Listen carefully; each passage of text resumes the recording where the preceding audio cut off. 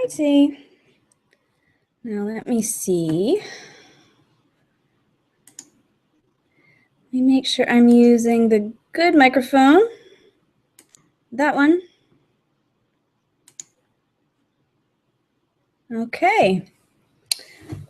I am waiting for my co-host and my guest. They are late. Oh, and look, it is so bright that I have no nose. Almost no nose. Don't know why that is. What can I do to adjust that? Do you like my library? My library again. It's cloth. Isn't that awesome? It's cheaper that way. All those books could be expensive. You never know. All right. I have no one to talk to. I don't like this. I invite anyone who's watching to join me. Oh, hi. T-Ruz. I know that's not your real name. Probably not your real name. But can you see me? Can you see me? I can see you. Sarah's here. I'm here. Yay! Let's see. Let's go find her. There we go. That window. There. That's where she is. Can you angle your camera down a little bit so we can see more of you? There you go. That's good. Yeah. Yeah. Put your face right in the middle of the halo. Oh, and there's Mark. Oh, fantastic. Hey. Hi, Mark. Hey, sorry about that. I was having technical difficulties. Oh, well, that happens. No problems. As long as you didn't stand me up, that would make better. Is that better? Yes. Yes, you look like you're in a halo. That's awesome. Yeah, what is that? I don't know. It's like a vignette. You got some kind of vignette setting. It's awesome. It's perfect. Great. I didn't do it on purpose. Yeah, Saint Sarah, you meant to do that. Totally. Yeah, that's awesome. I need to figure out how to do that. So, hi, Mark. How are you? I'm great. How are you, Rachel? Doing good. What are you drinking? What am I drinking? I got my mountain water here. Oh. I think I need to tell you that alcohol is required. First timer on the show. That's okay. Rachel, what are you drinking? I am drinking red wine. Oh, this is my 19 Crimes red wine. Oh. Yeah, this is my new favorite wine, I think. I think it's supplanted Apothic as my new favorite red wine. It's named 19 Crimes after the 19 crimes that you could commit to get sent to the penal colony called Australia. Back in the day, it is an Australian red wine. So. Very nice. I also have a new favorite. Cheers to that. It is the Great American Wine Company Cabernet. Awesome.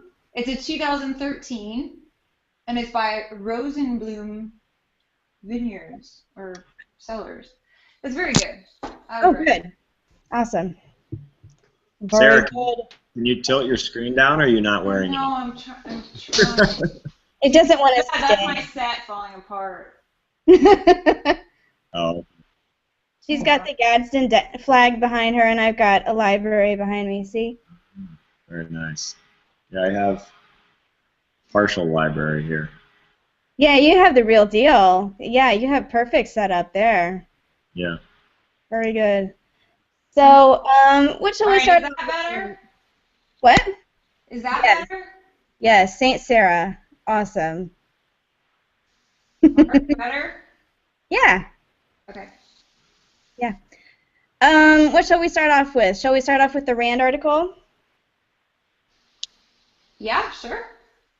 So Salon it was Politico. Was it Salon or Politico? What am I thinking? It was Politico. Politico, yeah. Reason countered it. Yes, Reason had a really good counter, but Politico ran an article saying that the Rand Paul campaign is in a downward spiral, and the unhappy staff is already bickering over whose fault it is and what went wrong and all of that. It was very interesting. Of course, kind of discouraging for you know, our types of people. But my whole take on it is, well, I mean, my first reaction was, yeah, I remember when they said all that about McCain's campaign before he won the nomination. I remember they were making fun of him. He was at 5% in the polls. Everyone else was dropping out, and he was going to be next. You know, everyone was taking their turn in the limelight, being the front runner, and then they would take their turn and, you know, fall from grace and drop out. And it was supposed to be McCain's turn to drop out. He was just dead in the water. And he didn't seem really that concerned, and he went on to win the nomination. And, you know, also, are they just, like, sort of drumming up anything that they can to make waves because there's something going on right now? Like, the first Republican debate is next Thursday, the 6th, I believe. So it's kind of quiet except for, like, Trump doing his whole sideshow act. So maybe they're just looking for something to talk about. I think so, and I think Trump really is taking up all the oxygen in the campaign space right now, for the GOP anyway. Really, he's dominating the conversation because he keeps putting his foot in his mouth and then, like, not really apologizing for it. And, like, today the brouhaha over Trump was he called a breastfeeding woman disgusting. So, and then he said that prisoners of war, he liked people that didn't get captured, and I think yeah, obviously he has survived that. I thought, oh my goodness, he's toxic now, but what do you know?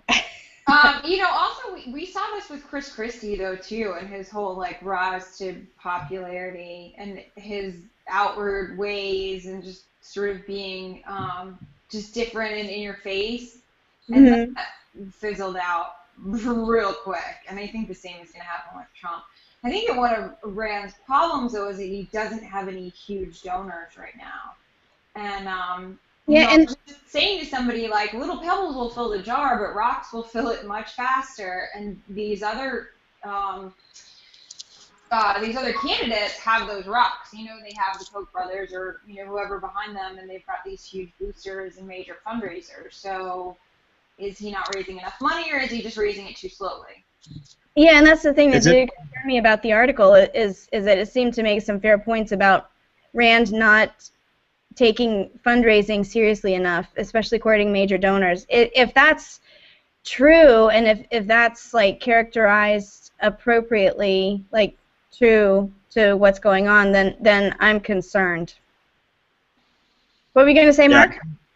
Well, I think that the like the McCain comparison, I'm not sure it holds because it wasn't it was a crowded field, but not. I think the 17th GOP candidate declared today, and Rand Paul doesn't. I mean, he doesn't do well with soundbite politics. You know, because he's actually thoughtful. Mm-hmm. And that's one of the challenges is you're competing for airtime, very increasingly limited airtime because you have 17 candidates in a soundbite world, in a Twitter world, you know, and it's going to be challenging for him. I think he has two problems though. Before you posted that Politico article, and I emailed you about this, I've been getting very concerned about his campaign strictly from a messaging standpoint.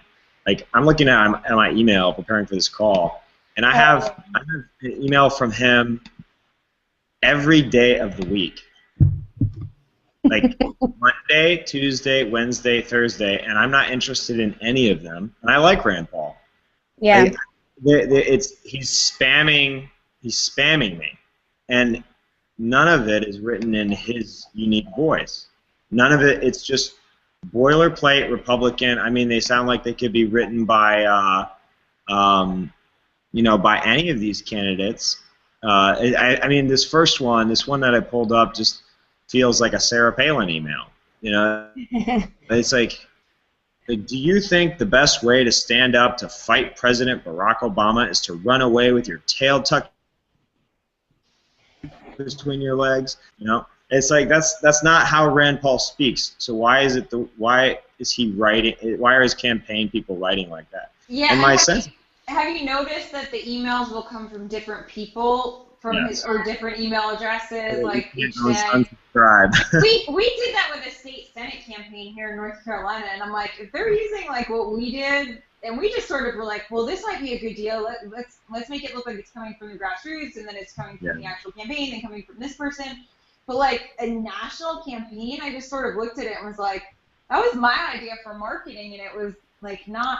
I didn't think it was on like a big scale or anything, and here they are, doing exactly the same. So I've been a little disheartened by that.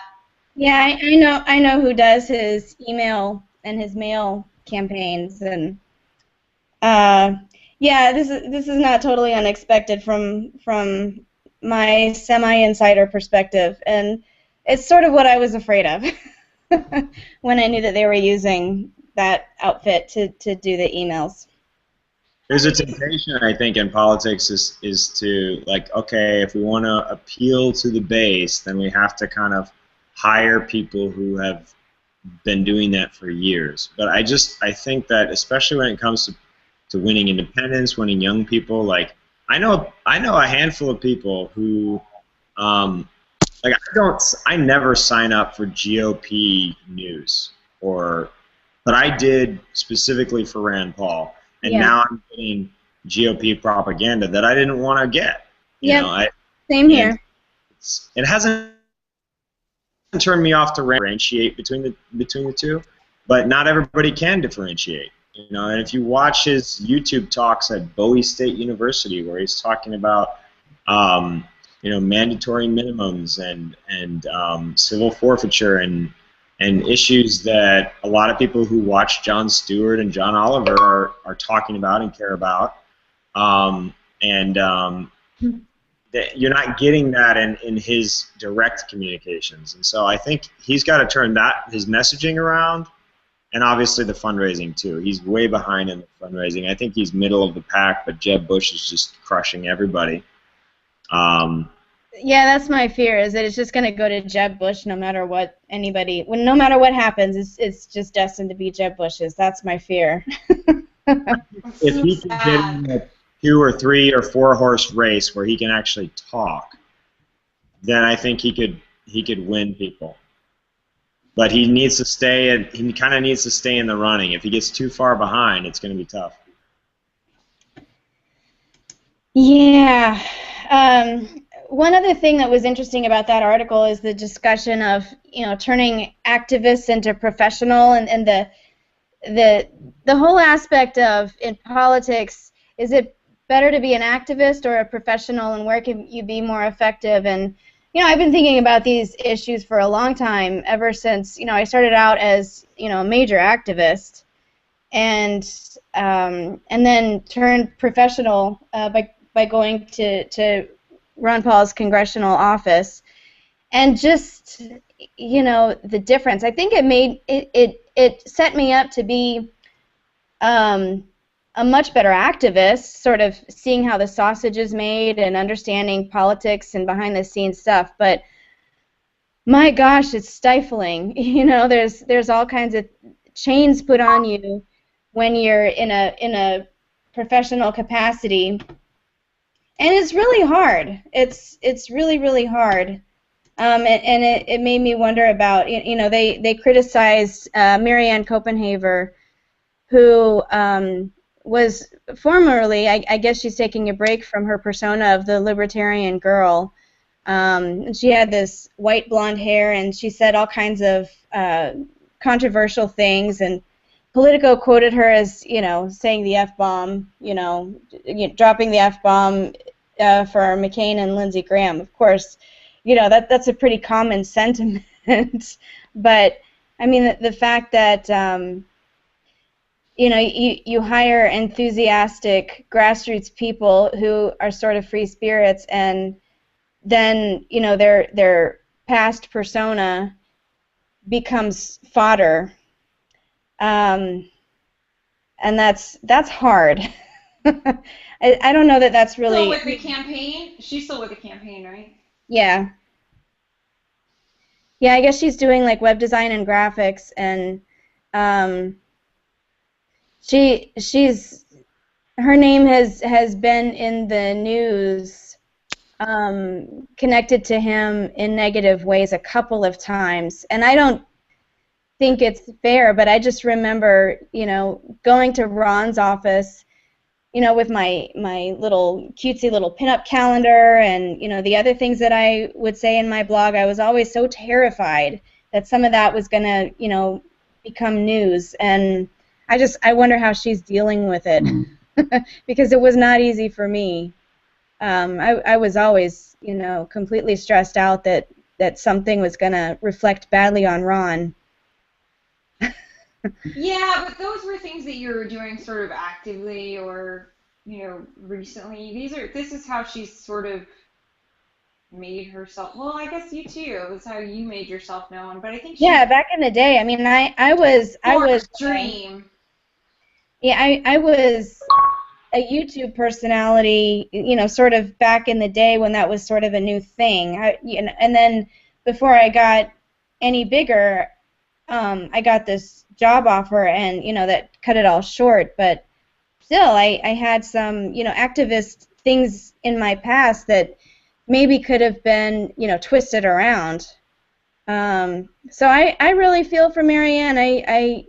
She's in a familiar position to me, and I hate that they keep bringing up her name and trying to smear Rand with it. Of course, they did the same with Jack Hunter. Jack Hunter, yeah. Mm-hmm. And he ultimately... It's par for the course in politics, You should...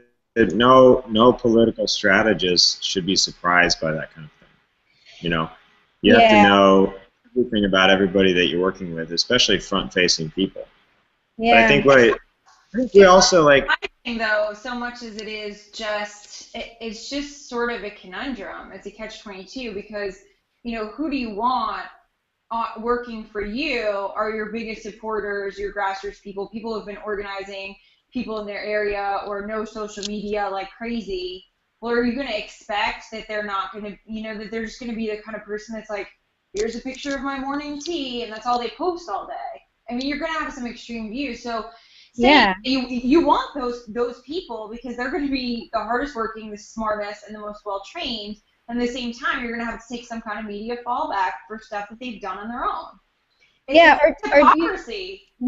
Or do you go with like the professional political flacks that don't really get your particular philosophy? They just know how to commandeer you into a winning spot and read numbers and give you graphs and give you statistics. That's not what I would want if I was running for office, honestly. I mean, I would want grassroots people. You need some kind of combination of both. I mean, you need your numbers guy, but I need you to just give me the numbers at the end of the day or at the end of the week.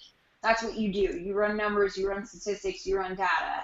And then I want those activists to be the people that are actually, like, hitting the pavement, going and talking to people, not the other guy that's like in the basement, like, pulling up Oppo. There's a place for everyone in a campaign, but, your movers and shakers are probably going to be more the activist type. They're going to make a difference anyway. Yeah, I think a lot of it comes down to understanding how people are using their email, understanding how people are using the internet, video. I mean, we're doing a lot of kind of activism with Poverty Inc. right now, and somebody will write us, and we have a button on our website. Poverty Inc. is a documentary film, povertyinc.org. Yeah, we're going to get into that in a minute, but go ahead. We want to hear a lot about this. We have a button on our sign-up form that says, there's like a handful of button choices, and it's like, I'm interested in organizing a screening, pre-ordering a DVD, like all these different things. And one of the buttons says volunteering 1 hour of my time. And if they check any one of those buttons, then we'll respond to them with a personal email and say, hey, here's a link to the educational edition that you wanted to know about. Here's a link to pre-order. And hey, since you offered to volunteer an hour of your time, tell you what, why don't you post this video on your Facebook and send it to 10 friends? You know what I mean? If Rand Paul sent me an email and it was like 4 lines, 5 lines, it says, hey Mark, you could really help the campaign if you posted this video of me speaking at Bowie State on your Facebook wall, I would do it. But you send me 5 emails in a week, all that are like this long. None of them are in your voice. None of them mean anything to me. I'm just going to turn you off, and I'm your supporter. So they've got to completely throw out the playbook and start speaking to people who are busy, who everybody's flooded with emails these days. We're all running on information overload. Mm-hmm. Like, you have to have bite-sized things that you dish out to people. Don't spam people, otherwise they'll turn you off altogether. And that's not a matter of partially a matter of who you hire, because you need somebody who understands this. But part of it's just kind of common sense in the day and age that we live right now. And it baffles me, actually, that I'm getting these kinds of emails from him, because I feel like his father was part of the way he made his name was by being forward-thinking in terms of using technology and the internet. Well, at the time, this kind of thing was sort of forward-thinking, but technology and campaign strategy these days changes so fast, and I think you're right. I think that approach that they're using is stale, and it's, but I mean, 5 years ago it was fine, but 5 years ago, sending chain emails to somebody was probably still fine. At least my aunts and uncles were still doing it. I had to send them to the junk email box. I mean, some of my own family members. If you don't send this to 10 people, you're gonna die. Like 5-10 years ago, people were like, "I got to do this." Things change that quickly, but you've got to be ahead of the curve. I mean, 5 years ago, the idea that a major show on HBO like John Oliver posting 25 minutes of content every week on YouTube for free was unthinkable, right? But I mean, if this is the kind of thing. John Oliver's really popular. I watch him every week. If Rand Paul was kind of dripping really solid video content via email, and all it was is like, hey, here's Rand Paul's video of the week, I would watch it every single week. But instead I get a huge thing of text that I don't care about because it's not really him. Put in, Rachel, people in their camp. Put in a word to them. Hey, get with it. My guess is they've probably heard all this before, and they have like some kind of a reason. They have some kind of a metric that it's working with older people or people who have money or the people that vote or some demographic it's working with. They would have some kind of an objection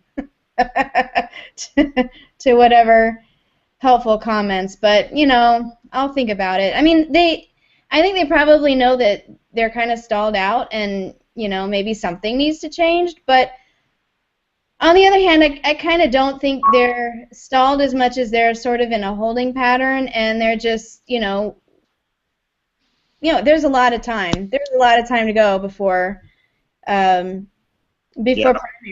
start happening. Maybe it's just a quiet period. Maybe they're just ramping up and letting other people sort of fizzle out. That could be part of the strategy as well.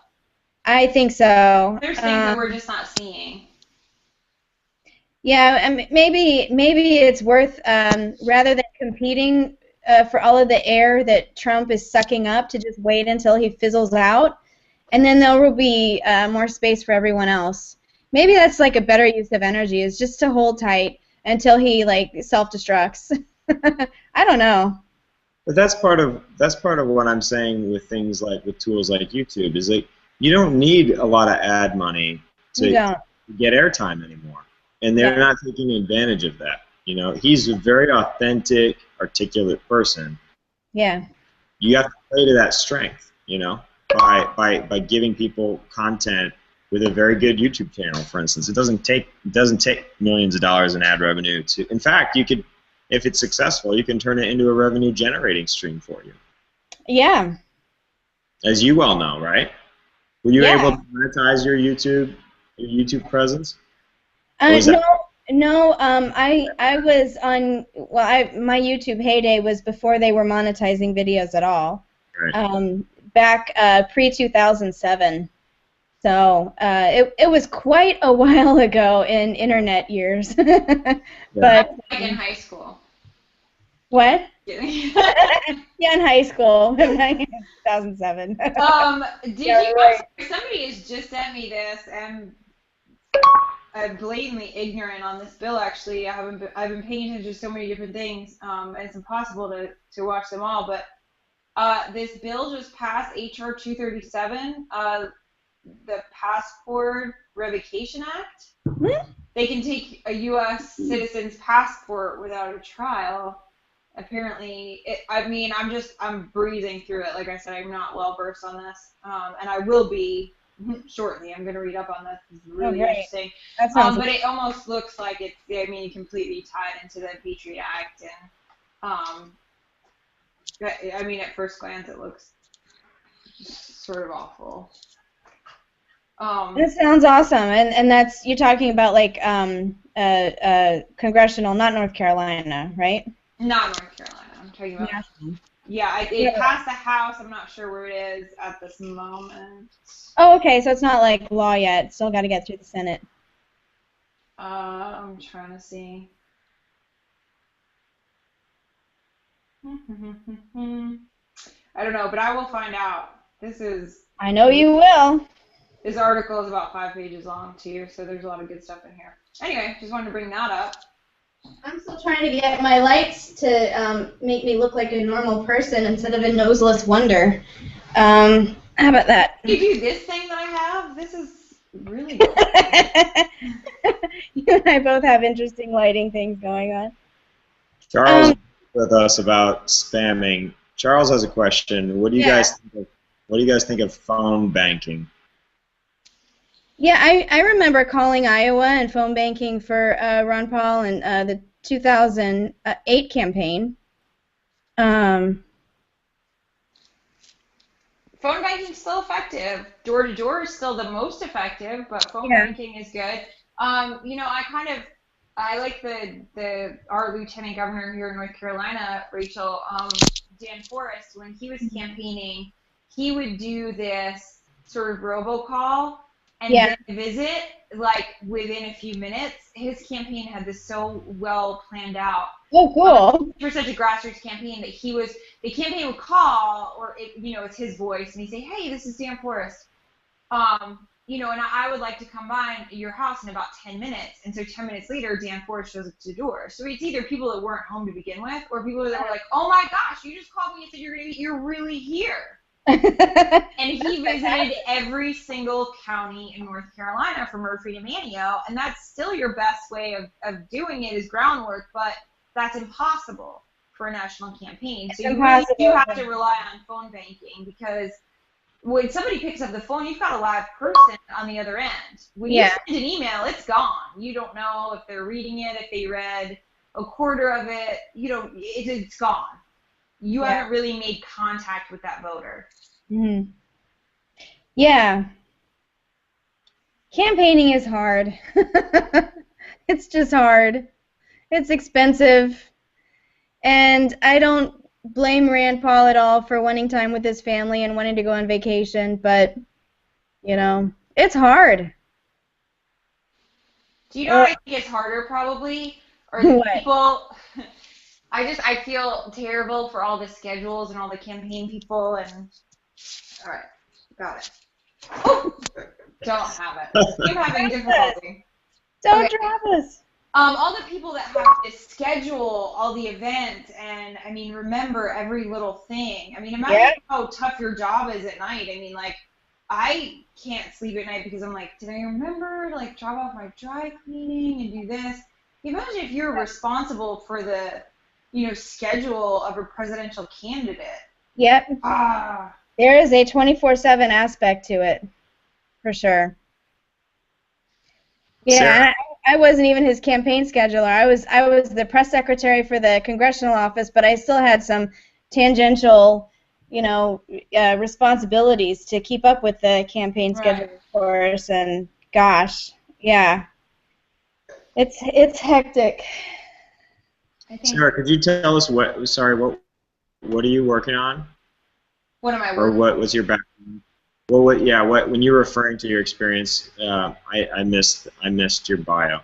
I'm mostly a grassroots activist, and I was a past national delegate and a state delegate for the past few years, and have served on the executive committee for the state GOP and a couple of other things, and started a website, which is Constitution Angels. I think that's everything. Sarah, I'm going to do this for you. Sarah is the perfect example, in my opinion, of an activist who is doing professional politics right. She's got that perfect intersection of, you know, passion and grassroots contacts, and yet she's taken the time to learn all of the rules of how to become a delegate and all of the process and all of that stuff that makes people's eyes glaze over. Sarah knows it forwards and backwards, and she's gone to all the meetings. She knows what's going on. She keeps up with the, you know, the sausage making. We do a delegate training program actually now that seemed to be pretty successful, and so now this year we're going to be putting together one for how to become a national delegate instead of a state delegate. You really need to know parliamentary order and the entire process, and you really have to have all your ducks in a row in order to go forward. And it's really simple, but there's no website or, you know, authority that'll tell you, like, well, this is what you need to do. There's no booklet. There's no anything. Most of us just found out the hard way. So now we're training other people on how they can actually participate and get involved without giving up before they, you know, are able to actually make a difference. Right. And then show your tattoo. Oh. Sarah. Is that visible? That's grassroots passion combined with, you know, political whatever. I'm one of those Ron Paul change my life people. Show us again, but speak while you do it, because Google hears you and it automatically cuts to you. What's that? Oh. Show us again, but here is my tattoo. I have to keep talking, otherwise it's going to cut out somebody else. Fantastic. Well, let's talk about Poverty Inc. Actually, I'm ready to hear all about Mark's movie, but I will introduce it with my own experience with your film Poverty Inc. because I think I come from a sort of unique perspective to it. I saw this film last year at Freedom Fest 2014, when it was part of the Anthem Film Festival. And a lot of you know that I was a missionary kid growing up for 3 years in the country of Haiti. And Haiti was very prominently featured in this movie. So for that reason especially, it was sort of close to my heart. And then as a libertarian, it really spoke to me what he was saying about, you know, all of this aid that is dumped on countries that are poor or that have like a catastrophic event.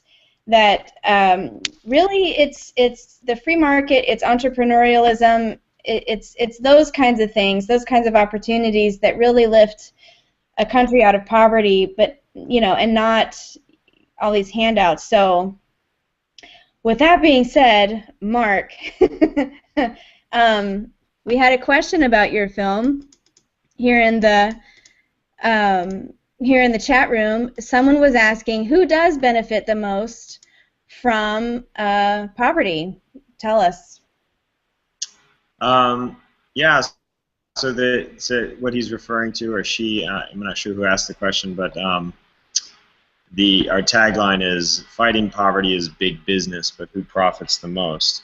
And we look at how charity, foreign aid, and helping people in general, this goodwill has become a multi-billion-dollar industry.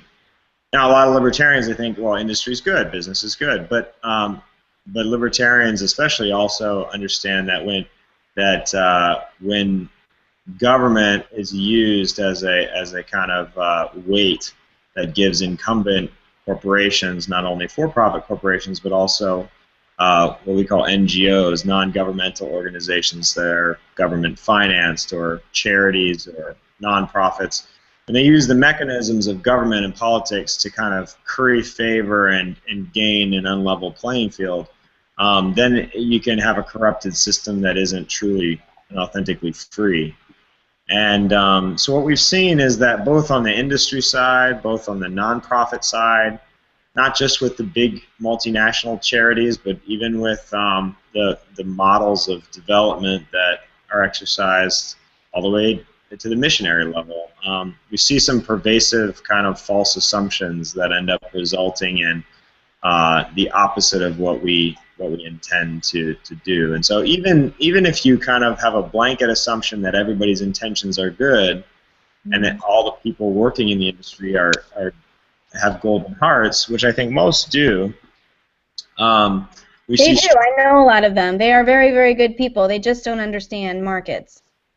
And I would say even at least Rachel and I can say we've been on that side of the fence ourselves. Like we've both been on that side of the fence where, and then kind of had certain awakenings to saying, oh, you know what, I was kind of thinking of it in a paternalistic manner that ended up undermining the very thing that I was aiming to do, which was help people. And so we look at a number of different examples in the film, and you kind of referenced it. One of the things that we do with developing countries is we dump large quantities of free or artificially cheap goods into these communities that are trying to produce many of those very same things. And so we end up undercutting local entrepreneurs, putting them out of business, increasing unemployment, affecting the culture of entrepreneurship. So when a business goes out of business because of, it's not just an economic issue, it's a cultural issue where the spirit of entrepreneurship and risk-taking is actually completely undermined. And meanwhile, we're ignoring other structural areas of importance, such as property rights and land titling, access to financing for small and medium-sized enterprises. You have a lot of focus on things like microfinance with the romantic notion that everybody should be an entrepreneur. But not everybody should be an entrepreneur, and not everybody is an entrepreneur. A lot of people just need a good, stable job where risk is diffused through a company of people. You know, when you have people over for dinner, you say, I'm having company over. You know, there's something shared there, and the same thing happens in the economic sphere. Yeah, which is why for the longest time I've been very pro sweatshop. Like a lot of people rail against the sweatshops, but I mean I know what the situation is in Haiti when you got subsistence farmers, which is the alternative, and then you got a flood or an earthquake that comes through, and they're sort of at the mercy of the elements. And it's a very, you know, when you basically grow enough to feed yourself and maybe a little extra, and then that gets wiped out, you're very vulnerable. Whereas if you've got, in Haiti there used to be Care Bear factories, there used to be baseball factories, there used to be rum and sugar factories, and in Port-au-Prince a lot of people would go work there, and they would make a pittance of a wage from our perspective, but they would have a steady job and a steady, reliable income, and with that they could, send their kids to school and do all those things. But because the wage sounded so horrible and insulting to Western ears, people rail against those sweatshops when actually it's a big improvement to the alternative. Right. And that's why the idea of a universal minimum wage would be just devastating for the poor. And I'm certainly not pro sweatshops. I feel conflicted. I am. The reason is a lot of my personal research, it's not in the film, is in Bangladesh. And last year I spent about a month in Bangladesh specifically to study the ready-made garment industry. And Bangladesh a couple of years ago had a terrible tragedy with the collapse of the Rana Plaza Tower, where over 1,100 people died. Now, absolutely, the garment industry has done a lot of good, not only economic good for Bangladesh, but cultural good, where You see a lot of female empowerment there because most of the workforce in the garment industry are women. And this income generation for women has really changed the fabric of life and culture in a Muslim country where previously women were very much regarded as lesser. Now they have more power in the household, more power in society, and a lot of that can be contributed to the garment industry. At the same time, you see these just atrocious conditions that don't feel truly free, you know. And I think that the question is not, okay, I'm pro sweatshops, so those things are just fine. Just keep buying from them. I do think we have a couple problems. No. See, here's the answer. I'm not saying that you're saying that. I'm just saying, like, it's one of those things where we have to acknowledge the problem, but propose the right solution. And so far, But here's the answer. The answer to a bad sweatshop is another sweatshop that will compete for the same labor, and enough sweatshops so that it absorbs all the available labor, so that the sweatshops start competing for the labor. This sweatshop has better conditions, better pay. This sweatshop has better hours, better benefits, you know, and eventually everything is lifted up. So the answer to bad sweatshops is more sweatshops. Okay, I was going to say something similar, only I wasn't going to say another sweatshop. I was going to say a better business, yes. I mean, I totally agree with you. I think you can take it, like people in Bangladesh, you can take advantage of the comparative advantage Bangladesh has in making bulk goods without undermining human dignity. You can. Yeah. Part of the problem is corruption in the country, rule of law.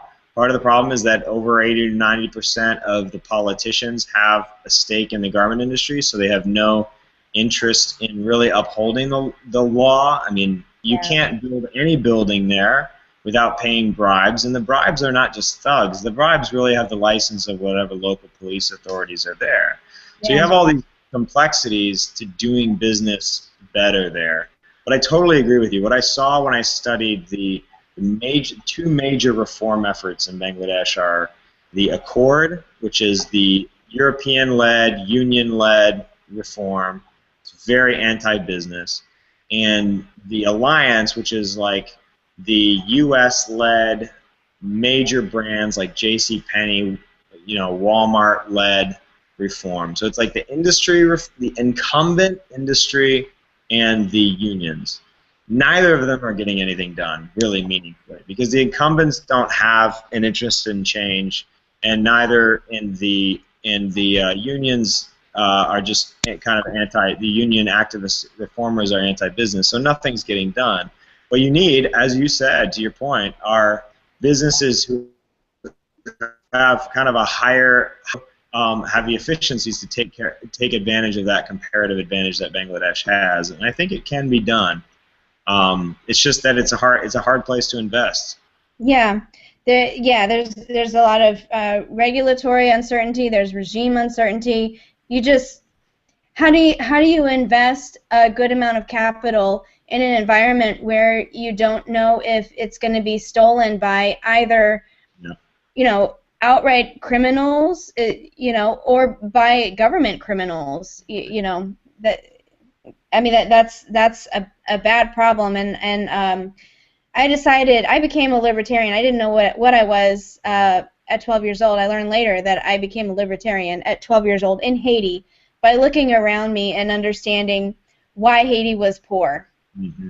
Yeah, that's, you know, I don't necessarily call myself a libertarian, but I very much align with classical liberal economics, and I discovered those principles the exact same way because I was totally apolitical before I went to Bangladesh and Africa and Haiti, and you start to see things like just being able to create value for somebody else and be justly compensated for it outside of the framework of rule of law and recognize property and these types of structures that we take for granted and basic freedoms, and you see how just the baker baking bread and exchanging it to the fruit guy that can't even happen because the police officer is collecting rent. You know, and you really see the breakdown. And frankly, I think that's why Poverty Inc. For those of you who don't know, Poverty Inc. is the first film festival we played at. We beat out Dinesh D'Souza and Atlas Shrugged to win the Audience Choice Award and the grand prize at Freedom Fest. It went on to premiere in its full version at the Austin Film Festival, Stars Denver Film Festival, 30 other film festivals, including the Workers Unite Labor Union Festival in New York, and now Michael Moore's Traverse City Film Festival, which is an invite-only, really prestigious festival this coming weekend. And Michael Moore actually, just yesterday, they released the program, and he listed Poverty Inc. as his special picks, and he said it'll change the way you would view the third world forever. That's fantastic. I'm so happy to hear that.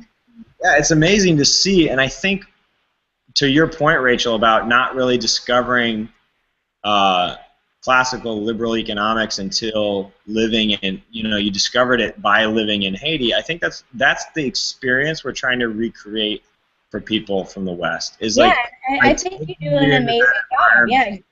Yeah, do exactly that. Environment, you start to see things that previously you took for granted. Fantastic. Questions here. Do you want to read them, or do you want me to? Wait, what happened? I think you froze up. Questions? Questions and comments, yeah. Somebody asked how they can see the movie, and I would like to know how can we see the movie? Oh yeah, depends on where you live. Right now, we've been blessed to get several great distribution partners. Roco Films is our international and educational distribution partner. They've distributed 16 Oscar-nominated documentaries. If for educational rights, so if you want to program the film at a school, high school, university, or library, you can just go to our site, go to the teachers and students section, and you can either program it for your school, or you could sponsor it for a school that maybe you're connected to. So maybe your old high school or your university, you want to make sure they can see it. And then we can also send you a private link, before you make your purchase. If you want to see the film in your local movie theater, if you're in the U.S., our partners at Tug have a really cool crowdsourcing option where instead of kind of renting out a movie theater and paying all that money, all you have to do is request a screening date and time, and if enough people buy tickets, then the screening is activated. So it's kind of like the Kickstarter of movies. Oh, wow. It's a really cool, very innovative idea. I would love to get it at Carolina Theater in Durham. Yeah, Tug has partnerships with, I think, 95% of the theaters in the country. So all you have to do is fill out the form on our homepage, at the bottom of our homepage, or on the screenings page. Just check the box that you're interested in, and then we'll follow up with you. And then also, you can always just purchase the community screenings license and show the film that way. The DVD and iTunes will be out probably the end of the year. Okay, cool. So let this be a lesson. If you want to see Poverty Inc., and I highly recommend that you do, you have to make it available to your whole community to see it, and I think that's good. That's right. I mean, a lot of people ask us, well, why isn't it available on DVD yet? But the whole purpose of a film like this is to cultivate conversation and drive change. And so it's important for our distribution partners. This is how they make money, but it's also important for us as nonprofit filmmakers. We really want to make sure that we're investing in the conversation and not just isolated individuals watching it at home on their computer screens, but bringing people together and having conversations. I mean, the Q&As I gave at Harvard and Stanford recently lasted 50 minutes each, and that was after a 90-minute film. So people were really engaged in the topic, and that's what we. Yeah, it is incredibly thought-provoking. I mean, I cried during half of the movie, just because it spoke to my experience in Haiti so much. But I have to ask you this: I I give money to Kiva. Are you familiar with Kiva? Yep. Do you like Kiva? What are your thoughts on Kiva? Well, officially, we're really careful to play, stick to our strengths, and we're not a vetting organization. We don't. Okay. Yeah. So Forget Kiva, I'll but comment on it. the idea behind an organization like Kiva, where you give $25 at a time to individual, say, farmers in Bangladesh or Ecuador or whatever. What do you think about that idea? Because I like that idea, but what do you think? I think as long as you stay sober. And what I mean by that is this. Too late for that. What I mean by that is this. I was at Sundance Film Festival in 2010, and Muhammad Yunus was there, and I called out to him in Bengali, and he was like, he looked at this sea of white people, and he was like, who just spoke to me in Bengali? And I talked to him for a few minutes, and Muhammad Yunus, for those of you who don't know, is credited, he's Nobel Peace Prize winner, credited with scaling microfinance, starting in Bangladesh. And cool. Microfinance, there's an important role for microfinance, I think. But at that festival, people were treating him like a savior, and they kept quoting what he had said about they'll have to build museums for our children to explain to them what poverty is because nobody will remember anymore. And I remember, flash forward to a meeting I attended last year where there's an annual microcredit summit every year. Last year's was in Mexico, and about 40 of us were flown in for a 2-day meeting with the organizers to kind of just talk about the state of the industry, share different perspectives. I was one of the few people there who wasn't a lifer microfinance person, and I was struck in the room by the jaded, disenchanted attitude in the room of all these microfinance people. And I realized that almost all with a utopian mindset that we are going to be the ones who end extreme poverty. Like, we're the ones. Mm-hmm. And it was very much the white savior industrial complex mentality. About great article I recommend. And because of that, they became disenchanted. If they had gotten in with the proper mentality, which is the poor need access to financial services, not just credit, but savings, checking, insurance, etc. We can do that. We can take care of that piece of the puzzle. Then I don't think they would have been jaded, because you can, in fact, make great strides in that area and help people slowly grow. But if you get in with a silver bullet mentality, then you're always going to be disappointed. And that's what we in our kind of consumerist, quick get rich quick culture have to push back against, especially in development. Yeah. With Kiva, I mean, Kiva can be good, but we also can't.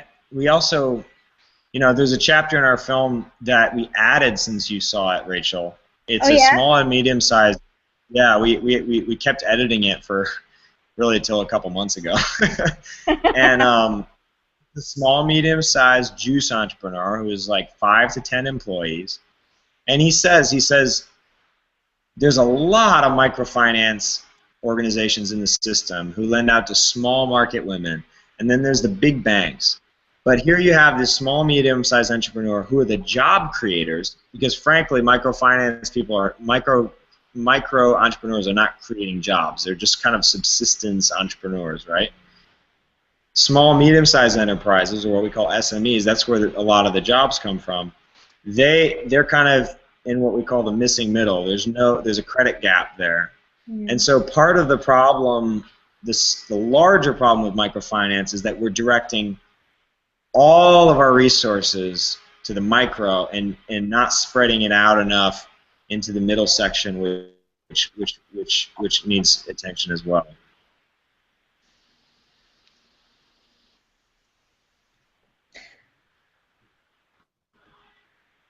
So yeah, I guess one of my major pet peeves from my missionary kid days were sort of the voluntourists, like the youth groups who would come down and think that they're going to help the people of Haiti by doing something like, oh, building a schoolhouse, you know, basically providing free labor in a country where there's 80% unemployment, and think that free labor is something that they need. Well, you know, and what they end up doing is absorbing the time of a missionary whose time could be better spent doing something else, who has to act as a tour guide and babysitter for this mission group of, you know, American spoiled teenagers who come down. And I mean, it does the teenagers good because they go back with a perspective and all of that, but I guess it's sort of frustrating as someone who you know, my family was committed to live there for 3 years, and my dad was a surgeon, so he provided surgery out in the middle of nowhere in Haiti. So I think that he's different. He didn't take anyone's job. He actually healed the sick where there was no one else to heal them, and they would have otherwise died. So I don't think that. Yeah, which is a totally different thing. Yeah. It's totally different, but it was frustrating to sort of see youth groups come through and sort of burden the people that were committed to living there, and then see them go home with this sense of self-righteousness that they've like done this great, wonderful thing, when really they could have just stayed in a nice hotel and provided employment and tips for, you know, bellhops and waiters and, you know, the maids and whatever, and they would have actually provided jobs and had a really good time if they had just been like legitimate tourists without this notion that they're like building a schoolhouse that's going to fall down next week and they're helping. I don't know. It's a pet peeve. I hear you. It's become a passion of mine to talk about this as well. I mean, as you know, in the film, for those of you who don't, we have a section on orphans, and it's a very powerful section. It might be my favorite chapter. It's really powerful. But one of the things, there's all kinds of tangents that you don't have time to go into in a short 90 film, and one of the tangents is exactly what you're talking about. It's the specific aspect of volunteering in orphanages. So we kind of address adoption and is on that side of the orphanage issue. Yeah. But there's a major international problem with volunteering in orphanages. Even if it's just like on your trip, one day you go to an orphanage, you visit an orphanage. It's a very pervasive thing in the whole tourism industry. And I had my eyes open to this first by the people we interviewed in the film, but then also last summer I was invited to a meeting that Save the Children commissioned in the UK. And there were about 50 people in the room, maybe 40, and most were somehow connected to child care industries all over the world, or nonprofits all over the world. And there was unanimous agreement that volunteering in orphanages is bad for children. And one of the easiest ways to understand this is simply this. These children are almost all, if not all, suffering with attachment disorders, right? So now you have people coming in every day, at least every week, in hot spots like Haiti, hugging them, loving them, giving them gifts, and then disappearing forever. Like, imagine a child with a attachment disorder who feels abandoned, and then you're recreating that sense of abandonment every week. Over and over. Because there's this idea that nobody's visiting them, but actually so many people are visiting them that they don't even understand what love means anymore, because everybody's giving them hugs, and they're just kids. They're like, this person hugging me, they really care about me. They're smiling, they're taking pictures of me, and then they're gone forever, you know? It's really damaging to kids, and I really had my eyes open to this through the interviews we did in Haiti, this meeting. So if that's one thing I just want to encourage people is spread the word. Like, you go on a trip, do great things, like free labor also isn't good, but just don't go to an orphanage because you don't live there. Unless you're going to live in a place and develop relationships with people, don't do the whole treating an orphanage as one stop on your ride through Disney World. You know what I mean? Yes. It's just not. It's not an animal shelter. My gosh. Yeah, I think it's great to go to an exotic place and just be a tourist, but just admit that you're a tourist and go to the nice hotel because they hire a lot of the locals. One of the best things that we did as a missionary family, I believe this, probably the second best thing to my dad, you know, providing surgical services was that our family was expected on the mission compound to hire a maid, a cook, and a yard boy. And we paid them each $1 a day. And we were like, that's crazy low, but that was the going rate. And that was, and then on the other hand, we felt like, well, we don't really need a maid and a cook. We've never had that before. But the missionaries on the compound said, yes, you are expected to provide a job. It's you know, it's what we're expected to do for the community. And that maid and that cook and that yard boy became like family to us, and they were able to send their kids to school. You know, that was the second best thing that we did while we were in Haiti was provide jobs. Yeah. Yeah, and did they spoil us? Yes. We lived like kings down there, and we lived like kings on like a pittance, on donations. But I mean, it was a great experience for me as a kid.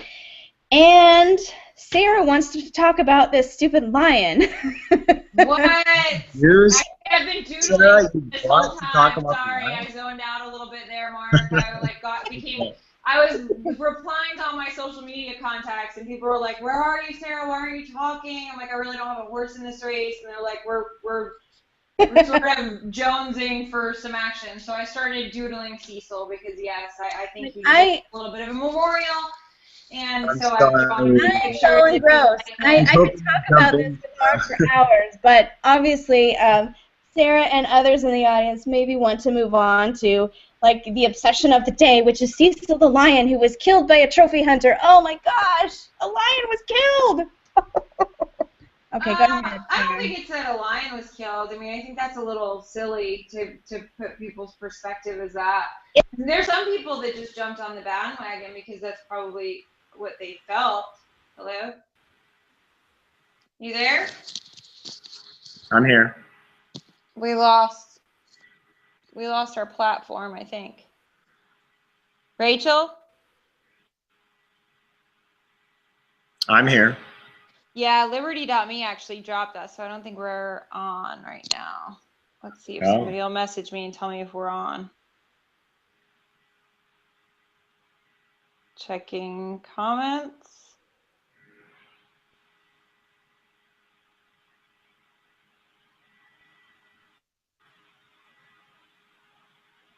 It says live. Yeah, mine always says off air, and I'm not sure why. Okay, here we go. Are we back? Are we back? Yeah, we're back. I lost my connection for a second. I'm sorry. I didn't know if we were still on, though. Doesn't that drop all of us then? Well, when it came back, I didn't have to restart it. It just popped right back. So I don't know if it just froze for everybody or what. But you were saying, Sarah. Well, I think it's a little silly to just say, like, oh, it's just a lion that got killed. I think that there's just a lot of, I don't know, just different factors that have affected people emotionally. I mean, somebody over there said it would be like, you know, tourists coming here and killing Shamu, and well, I think that's extreme.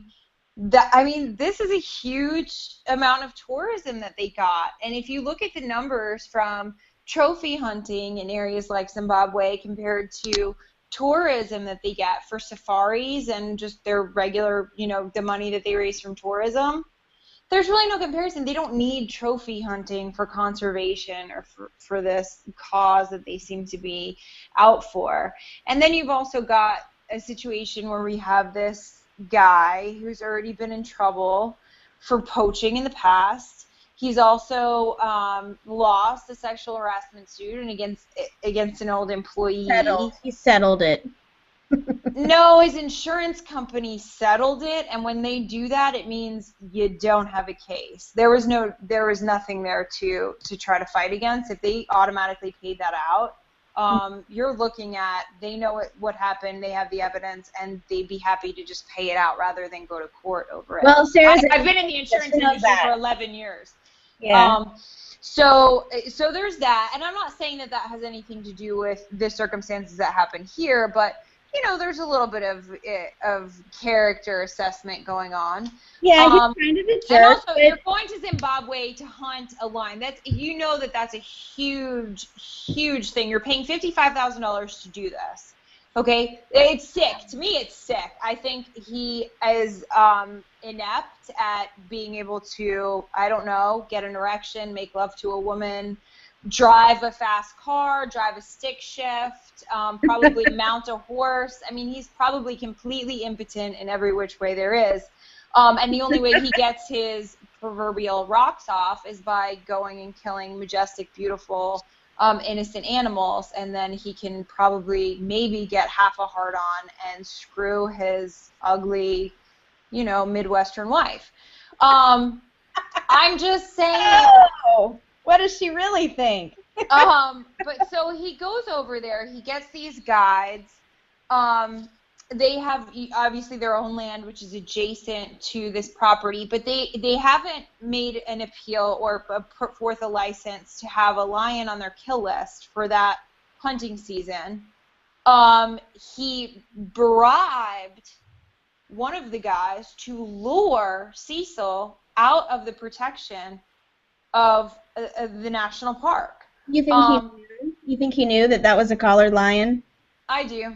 If the dentist didn't know, then that safari guide knew, because it was a safari guide that was with him. He doesn't know where the national park boundaries are. Give me a friggin' break. You're a safari guide. That's your job to know all of those things. And Cecil was like a celebrity. I mean, people came from other countries to see him, and he had a very distinct, very dark black mane that made him stand out. He was very used to sort of like seeing people around.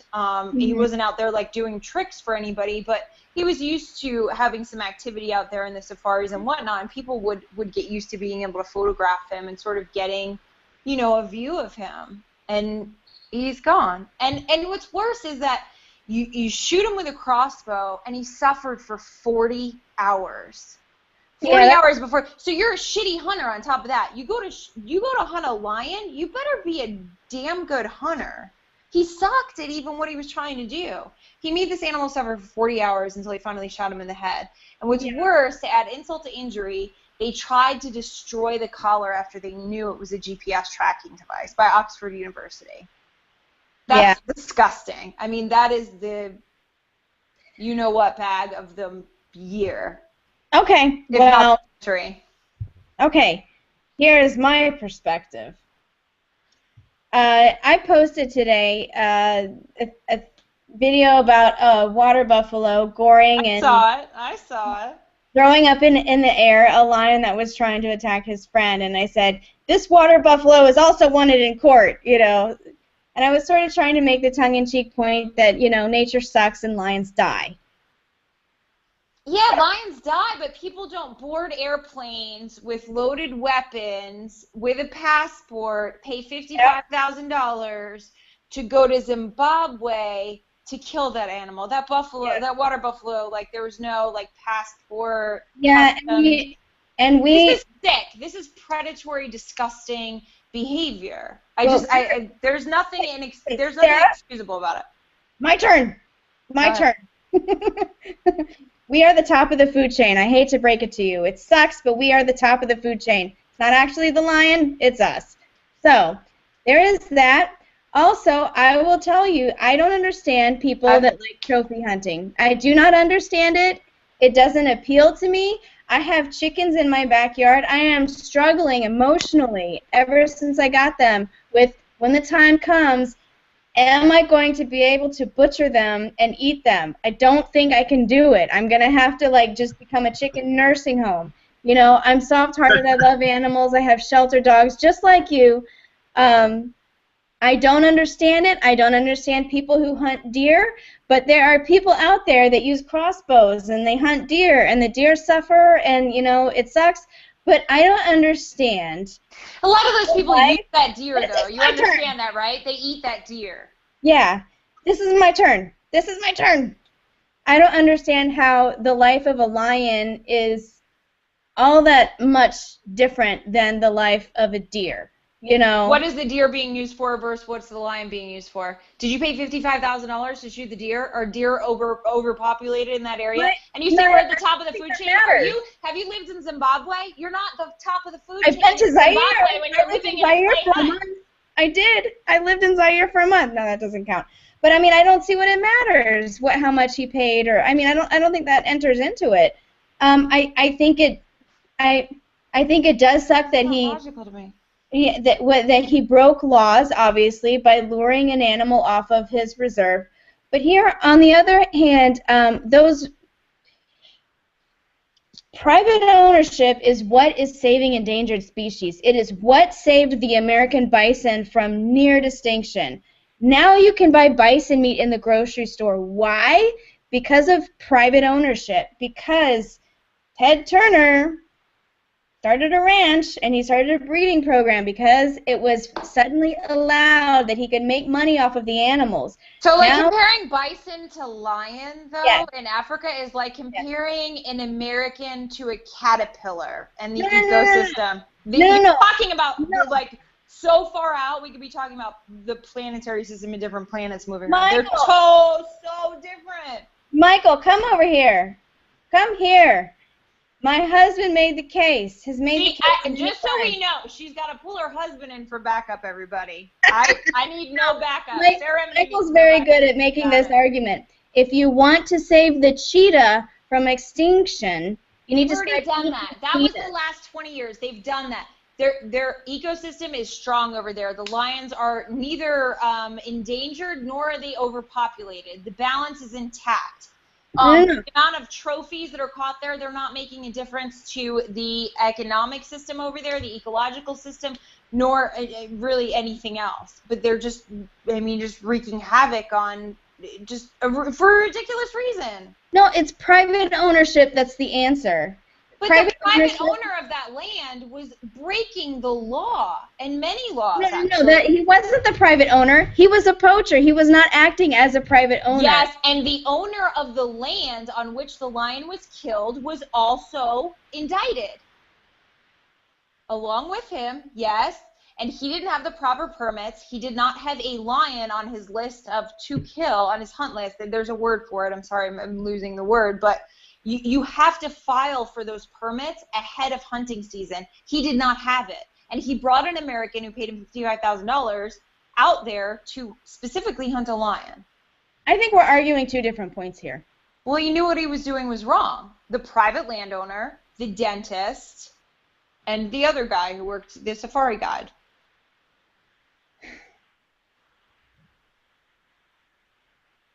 It sounds to me like... So, when Richard told me... Come here on camera. You're cute. You don't need makeup. Is that Mark? Was that Mark?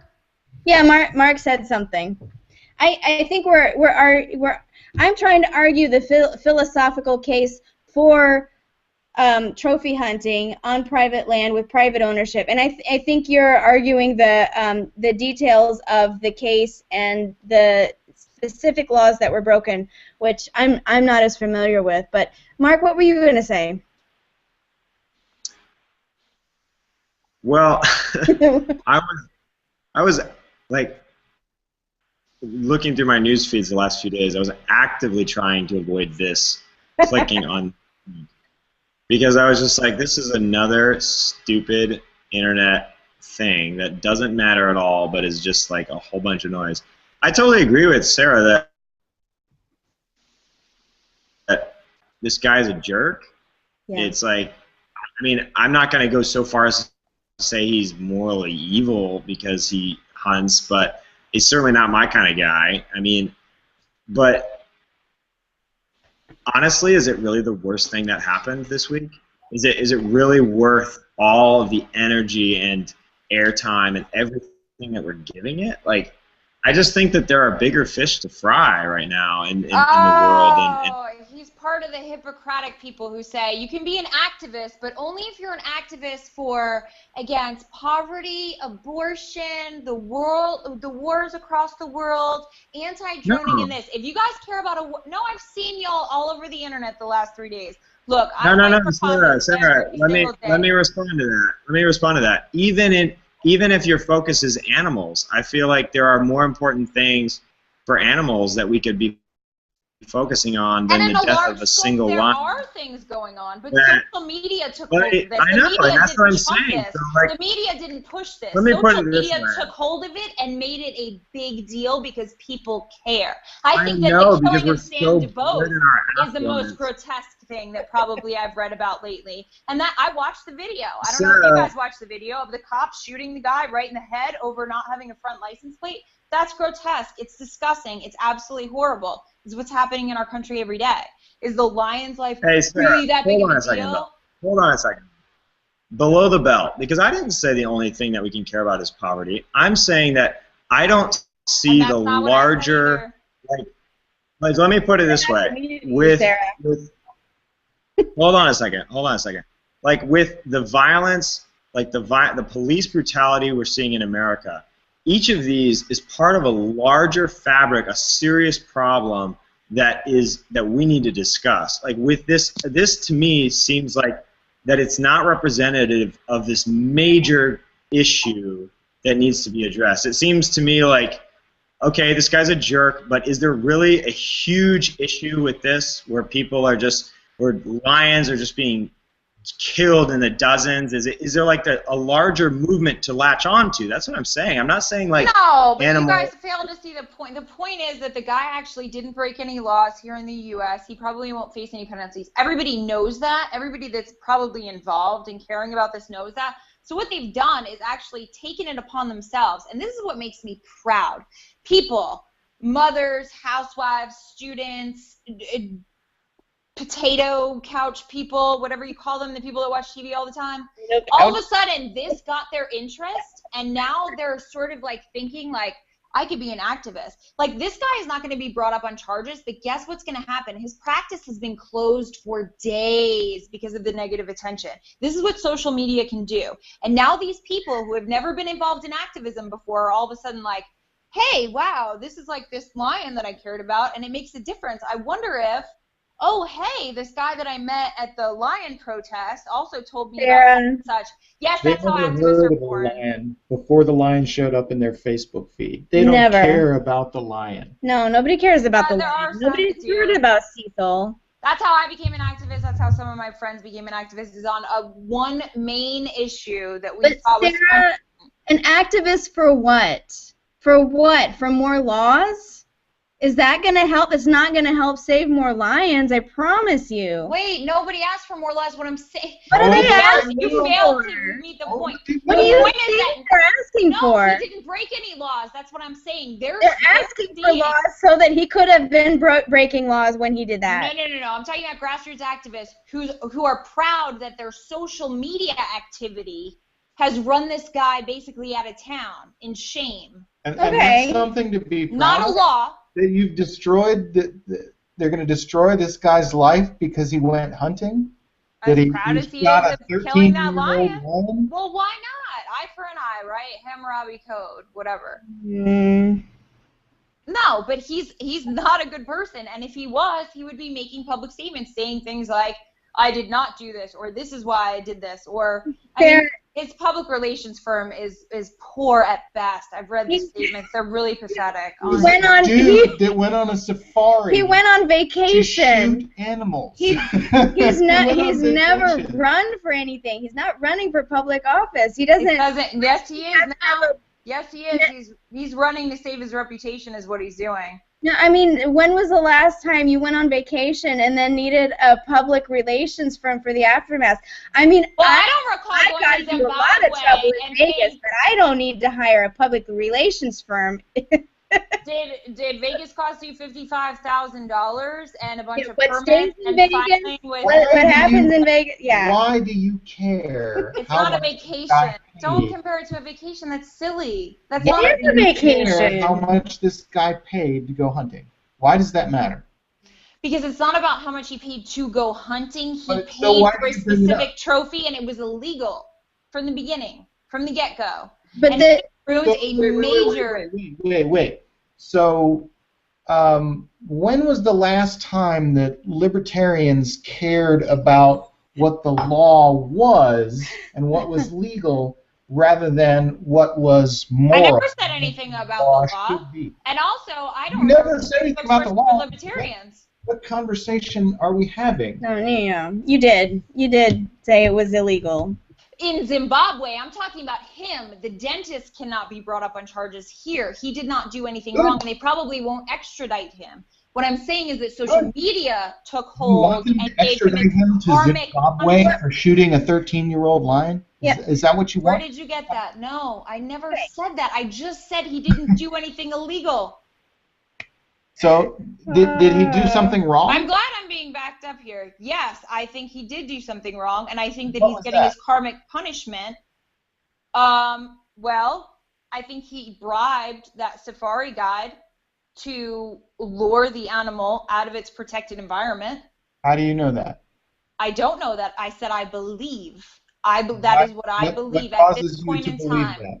Have pixies told you this? Have the little birds whispered in your ear? I mean, actually, that's a good question. Don't be demeaning. No. I'm trying to decide. You believe that based on what? No, that is what I personally believe. I'm pretty sure I'm allowed to have a personal belief. That's what I think happened. Sarah, based on what I've read.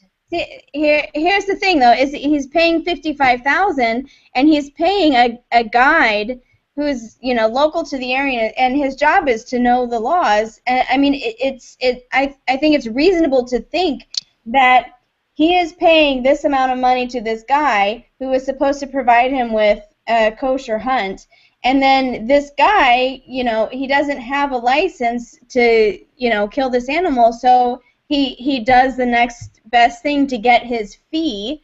So I mean, from what I understand, the big trophy hunters usually do their sort of cross-examination to make sure that their safari guides actually do have the exact permit checked off to hunt the big game that they're looking for, because there's only a few for each safari guide typically, or company, per year, per hunting season, and typically they do check something like that when they're paying that much money to go there and hunt something like a lion. That's a big trophy item. That's a lot of issues that you have to go through, because you're going to want the trophy at the end, right? That's the whole end game. You have to travel through customs with a lion's head. Well, good luck if you don't have all your X's and O's and all your I's and T's and whatever else. So you're going to make sure that you've got that information. Well, he didn't do that. Kind of like how he didn't do that in 2008 when he was caught poaching a bear in the U.S. That's true. So this is habitual for him, it seems like. He hasn't done his due diligence. But it's happened before, and he should know better, but he doesn't. I think it was further than negligent. That's my point. Not criminal, but further than negligent. I still think the big onus is on the guide in Zimbabwe, and they are being charged. The two guides are being charged in Zimbabwe. I think the lesser onus is on the dentist. I think I'm not saying anything legal. I'm not saying he's a dumb, jerky American, and that's not really as much of a crime as. Let me be clear, because you guys have misunderstood me from the get-go. Let me be clear. I do not think that the White House, the United States, the Congress needs to petition for Zimbabwe to put a ban on hunting or anything else. I've not said anything legal. I am enjoying that social media has done a great job at karmically punishing this a-hole. I get that. I get that. But at the same time, did you see the article that I posted after that about how trophy hunters are really quite important to conservation efforts? And that yes, and then I countered that with a 35-page study that I read. Okay, a conversation report. Yeah, but I will send it to you. Then I countered my own counter with something else that I read. I mean, we could do that all day long. I don't think if it's not necessary to go over there and kill these animals, then why the frig are you doing it? I don't understand it. I can't even fathom killing my own chicken. I mean, I don't understand it. But then again, I don't understand football. Let me ask you this. I understand football. Philosophically. Good for you. Let me ask you this philosophically. Which animal has a better life and death? I feel like I'm like in trivia crack. A wild animal that lived its 13 years out of its 10 to 14 year expected lifespan, and is killed quickly. Well, 40 hours. He was not. He suffered for 40 hours after being shot. It was not a good death. It was not instant. Well, again, we're in like a karmic conversation about like which animals had a comfy life. Oh, I had a bed and a little pillow, and I used to lay down, and I used to have an owner that used to pet my head. Who gives a shit? It's a friggin' lion. It's a big deal. I love Sarah. That was celebrated by their country. It was a huge tourist attraction for them. It's like killing Shamu. Now I'm saying what the reporter said. Now I get it. It is like, you know, and I'm against SeaWorld, so it's a terrible ananalogy, but it's just, it's really sad. I'm really sad. No, don't leave. I'm going to mute her. Sarah, I have the power to mute you. You need to let Mike get in the word edgewise. So I'm going to mute you, and Mike is going to talk. In general, yes, I understand that the hunt of this particular lion, the kill shot on this particular lion did not go well, and it suffered greatly for a large number of hours. I understand that. And that sucks. In general, and that sucks. In general, though, most animals that are hunted by people who hunt, they take great excruciating pains to avoid that. And my question about, which animal has the better life, the lion who lives in the wild for his entire life, 13 of his expected 10 to 14 year lifespan, and is hopefully killed quickly by a rifle bullet, does he have a better or worse life and death than, let's say, the cow that produces the steak that you have for dinner, that you bought at the grocery store, Yummy. That lived probably in a pen somewhere for a few years until it was herded with many other cows into a big facility and was shot in the head with a shotgun hammer kind of thing, or electrocuted, or it seems to me that it's pretty clear that the wild animal who lived his entire life and died quickly has a better life and death than the animals that fill our supermarkets. And I'm not a vegetarian. I just don't like death. I don't like death. I want to pass a law against death. I'm not a vegetarian, but we're the top of the food chain, and we like to hunt. And I know that, quote, trophy hunting is different from hunting for food, but again, I don't care about the lion. I don't care about the lion. In 1 minute, give us your spiel about how, if you want to save the cheetahs, eat them. Oh yeah, if you want to save the cheetahs, eat them. There's 1 minute. We're not running out of potatoes. You know why? Because we eat them by the billions, and then we plant them. We ensure that we're always going to have enough potatoes because we like to eat them. They're tasty. And you don't have to eat the cheetahs. You have to figure out a way for them to pay for themselves. Because when the only way that they can pay for themselves is to be poached for their pelts or to be ground up to make boner pills for East Asians, Oh, then geez. That's a whole other thing. that's a whole other thing.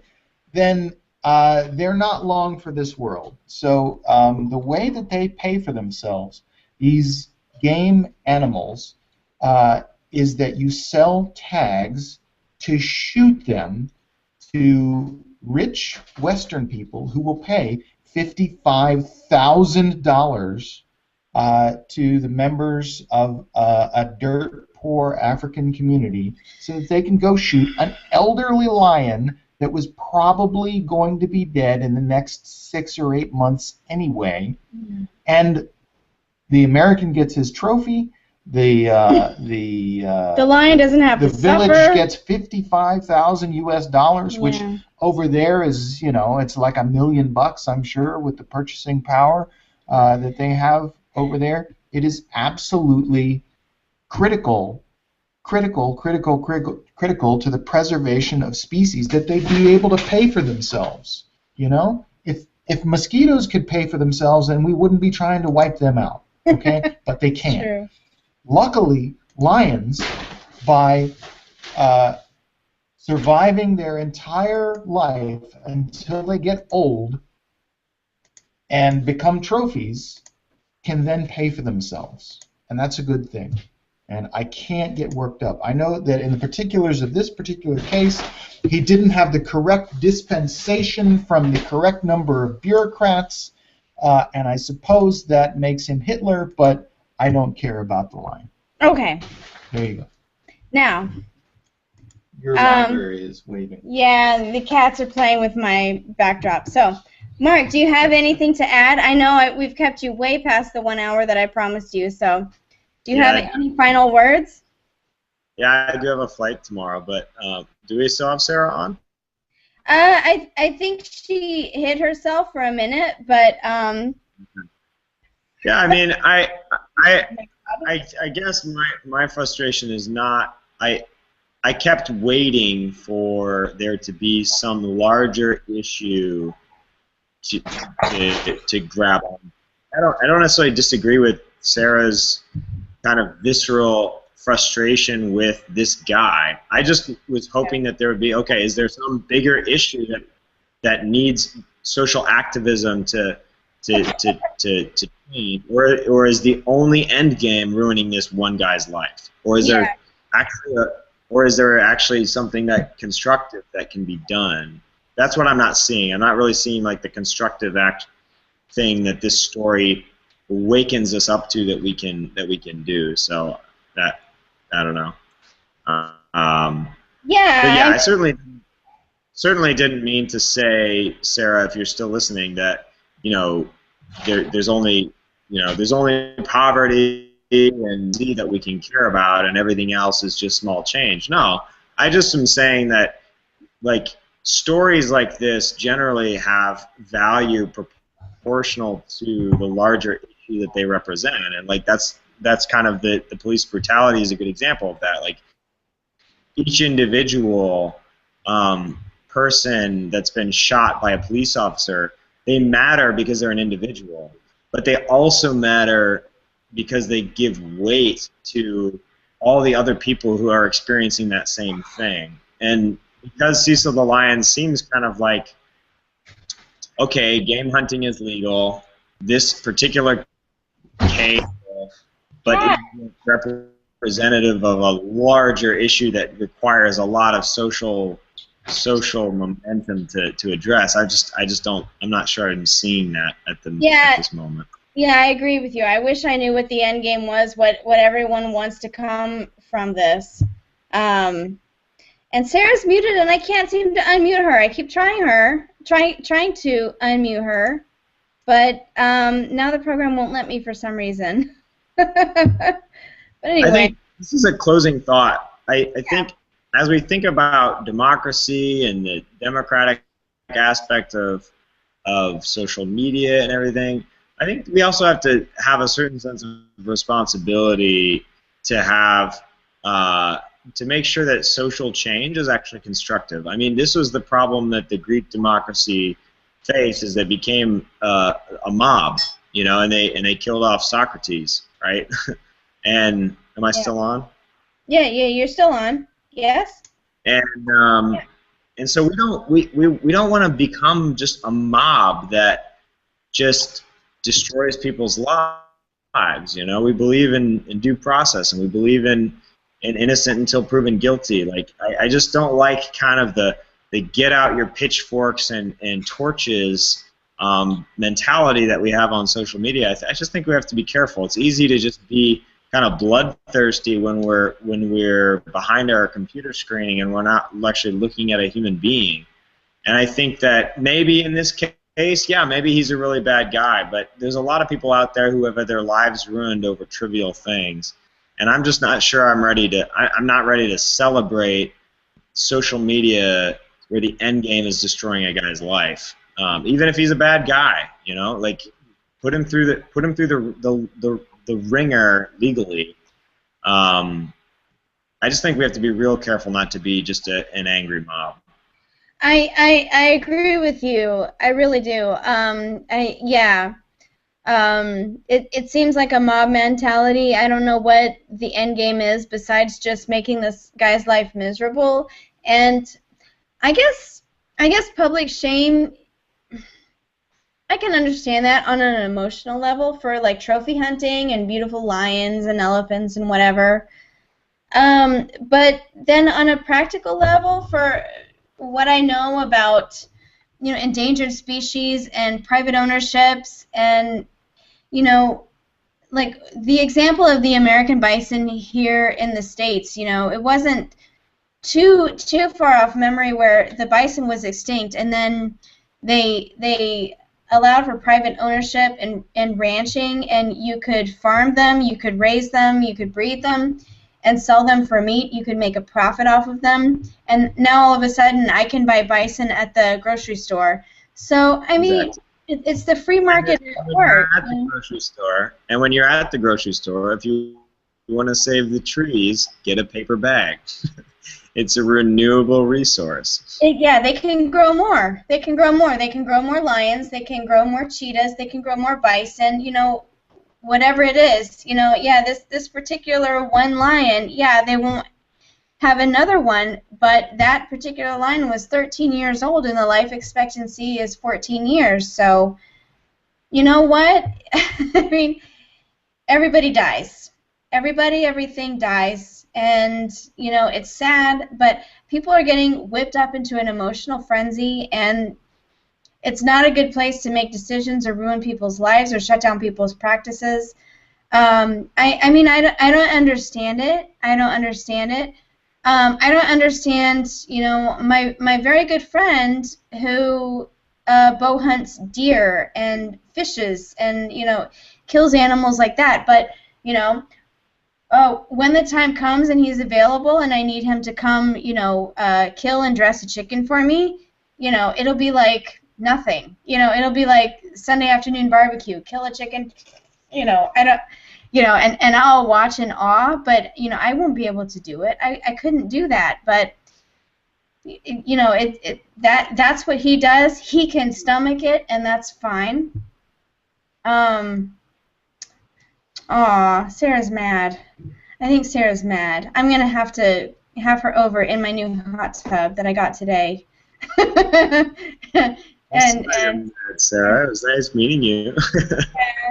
Sarah's local. She lives down the road from me, about 20 minutes down the road from me here in Raleigh. So maybe next week, if we're lucky, Politics After Dark will be held in the hot tub, and Sarah and I will be in bathing suits.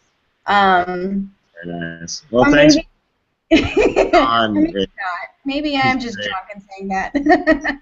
But it was great to have you, Mark. Thank you so much. I could talk to you for another hour on Poverty Inc. I love the film, and everybody should go visit and see about hosting a screening. So I will say good night, and thank you so much. Right. Anytime, Rachel. Thank you. Have a good one. You thank too. your husband as well. They're there, but good point by him. Thank you. Okay. Bye-bye. Bye.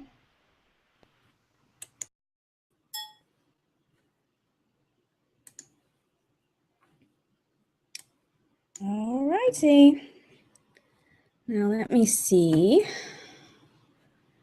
Let me make sure I'm using the good microphone. That one. Okay. I am waiting for my co-host and my guest. They are late. Late. Oh, and look, it is so bright that I have no nose. Almost no nose. Don't know why that is. What can I do to adjust that? Do you like my library? My library again. It's cloth. Isn't that awesome? It's cheaper that way. All those books could be expensive. You never know. All right. I have no one to talk to. I don't like this. I invite anyone who's watching to join me. Oh, hi. T-Ruz. I know that's not your real name. Probably not your real name. But can you see me? Can you see me? I can see you. Sarah's here. I'm here. Yay. Let's see. Let's go find her. There we go. That window. There. That's where she is. Can you angle your camera down a little bit so we can see more of you? There you go. That's good. Yeah. Yeah. Put your face right in the middle of the halo. Oh, and there's Mark.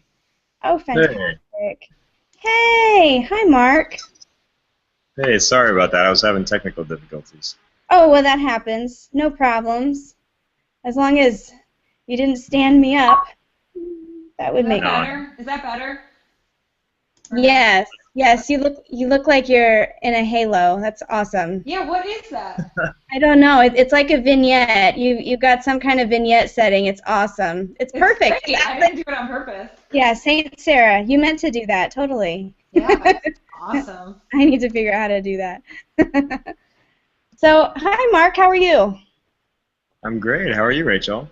Doing good. What are you drinking? What am I drinking? I got my mountain water here. Oh. I think I need to tell you that alcohol is required. First timer on the show. That's okay. Rachel, what are you drinking? I am drinking red wine. Oh, this is my 19 Crimes red wine. Oh. Yeah, this is my new favorite wine, I think. I think it's kind of quiet except for like Trump doing his whole sideshow act. So maybe they're just looking for something to talk about. I think so, and I think Trump really is taking up all the oxygen in the campaign space right now, for the GOP anyway. Really, he's dominating the conversation because he keeps putting his foot in his mouth and then, like, not really apologizing for it. And, like, today the brouhaha over Trump was he called a breastfeeding woman disgusting. And then he said that prisoners of war, he liked people that didn't get captured. And I think yeah, obviously he has survived that. I thought, oh my goodness, he's toxic now. But what do you know? Also we saw this with Chris Christie though too, and his whole like rise to popularity and his outward ways and just sort of being just different and in your face, and that fizzled out real quick. And I think the same is going to happen with Trump. I think that one of Rand's problems, though, is that he doesn't have any huge donors right now. And, and just saying to somebody, like, little pebbles will fill the jar, but rocks will fill it much faster. And these other candidates have those rocks. You know, they have the Koch brothers or, whoever behind them, and they've got these huge boosters and major fundraisers. So is he not raising enough money, or is he just raising it too slowly? Yeah, and that's the thing that did concern me about the article is that it seemed to make some fair points about Rand not taking fundraising seriously enough, especially courting major donors. If that's true, and if that's like characterized appropriately, like true to what's going on, then I'm concerned. What were you going to say, Mark? Well, I think that the McCain comparison I'm not sure it holds because it wasn't it was a crowded field, but not. I think the 17th GOP candidate declared today, and Rand Paul doesn't. I mean, he doesn't do well with soundbite politics. You know, because he's actually thoughtful, Mm-hmm. and that's one of the challenges is you're competing for airtime, very increasingly limited airtime because you have 17 candidates. In a soundbite world, in a Twitter world, you know, and it's going to be challenging for him. I think he has two problems though. Before you posted that Politico article, and I emailed you about this, I've been getting very concerned about his campaign strictly from a messaging standpoint. Supplanted Apothic as my new favorite red wine. It's named 19 crimes after the 19 crimes that you could commit to get sent to the penal colony called Australia. Back in the day, it is an Australian red wine. So very nice. I also have a new favorite. Here's to that. It is the Great American Wine Company Cabernet. Awesome. It's a 2013, and it's by Rosenblum Vineyards or Cellars. It's very good. Oh, good. Awesome. Sarah, can you tilt your screen down, or are you not wearing it? No, I'm trying. It doesn't want to stay. That's my set falling apart. Oh. She's got the Gadsden flag behind her, and I've got a library behind me. See? Very nice. Yeah, I have partial library here. Yeah, you have the real deal. Yeah, you have perfect setup there. Yeah. Very good. So, which shall we start? Is that better? What? Is that better? Yes, Saint Sarah. Awesome. Better? Yeah. Okay. Yeah. What shall we start off with? Shall we start off with the Rand article? Yeah, sure. So, Salon it was Politico. Was it Salon or Politico? What am I thinking? It was Politico. Politico, yeah. Reason countered it. Yes, Reason had a really good counter, but Politico ran an article saying that the Rand Paul campaign is in a downward spiral, and the unhappy staff is already bickering over whose fault it is and what went wrong and all of that. It was very interesting. Of course, you know, kind of discouraging for, you know, our types of people. But my whole take on it is, well, I mean, my first reaction was, yeah, I remember when they said all that about McCain's campaign before he won the nomination. I remember they were making fun of him. He was at 5% in the polls. Everyone else was dropping out, and he was going to be next. You know, everyone was taking their turn in the limelight, being the front runner, and then they would take their turn and, you know, fall from grace and drop out. And it was supposed to be McCain's turn to drop out. He was just dead in the water. And he didn't seem really that concerned, and he went on to win the nomination. And, you know, also, are they just, like, sort of drumming up anything that they can to make waves because there's something going on right now? Like, the first Republican debate is next Thursday, the 6th, I believe. Are talking about and care about.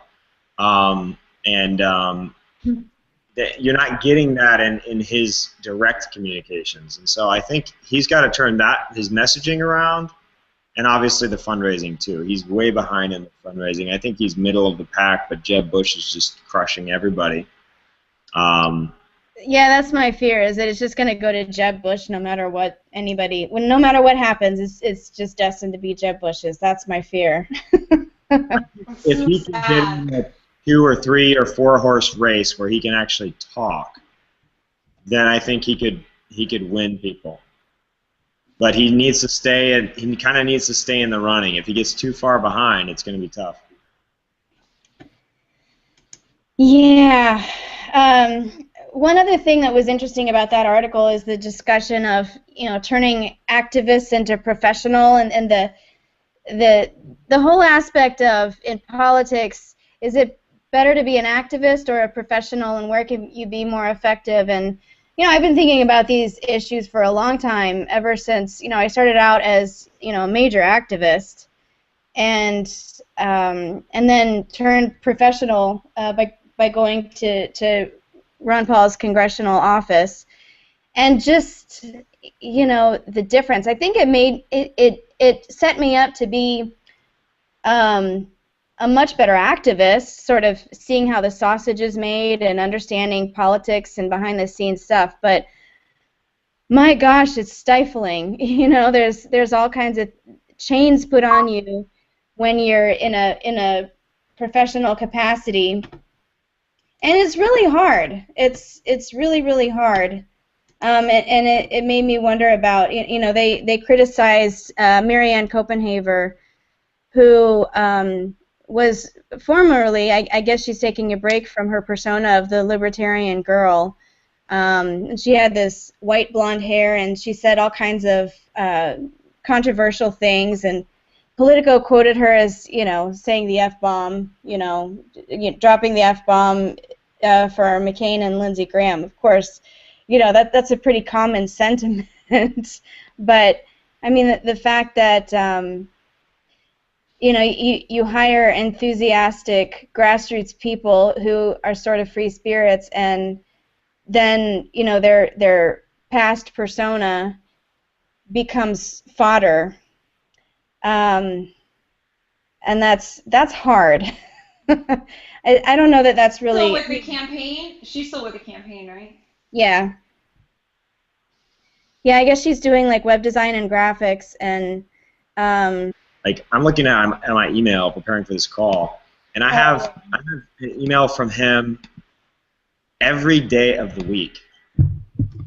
Like Monday, Tuesday, Wednesday, Thursday, and I'm not interested in any of them. And I like Rand Paul.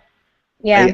He's spamming me, and none of it is written in his unique voice. None of it. It's just boilerplate Republican. I mean, they sound like they could be written by, you know, by any of these candidates. I mean, this one that I pulled up, just feels like a Sarah Palin email. You know, it's like, do you think the best way to stand up to fight President Barack Obama is to run away with your tail tucked between your legs? You know, it's like that's not how Rand Paul speaks. So why is he writing? Why are his campaign people writing like that? Yeah. And my sense. Have you noticed that the emails will come from different people or different email addresses, like each day? Unsubscribe. we did that with a state Senate campaign here in North Carolina, and I'm like, if they're using like what we did, and we just sort of were like, well, this might be a good deal. Let's make it look like it's coming from the grassroots, and then it's coming from the actual campaign, and coming from this person. But like a national campaign, I just sort of looked at it and was like, that was my idea for marketing, and it was like not. I didn't think it was on like a big scale or anything, and here they are, you know, doing exactly the same. So I've been a little disheartened by that. Yeah, I know who does his email and his mail campaigns, and yeah, this is not totally unexpected from my semi-insider perspective, and it's sort of what I was afraid of when I knew that they were using that outfit to do the emails. There's a temptation, I think, in politics is to, like, okay, if we want to appeal to the base, then we have to kind of hire people who have been doing that for years. But I think that, especially when it comes to winning independents, winning young people, like, I know a handful of people who, like, I never sign up for GOP news, but I did specifically for Rand Paul. And now I'm getting GOP propaganda that I didn't want to get. Yeah, same here. It hasn't turned me off to differentiate between the two, but not everybody can differentiate. You know, and if you watch his YouTube talks at Bowie State University, where he's talking about, you know, mandatory minimums and civil forfeiture and issues that a lot of people who watch Jon Stewart and John Oliver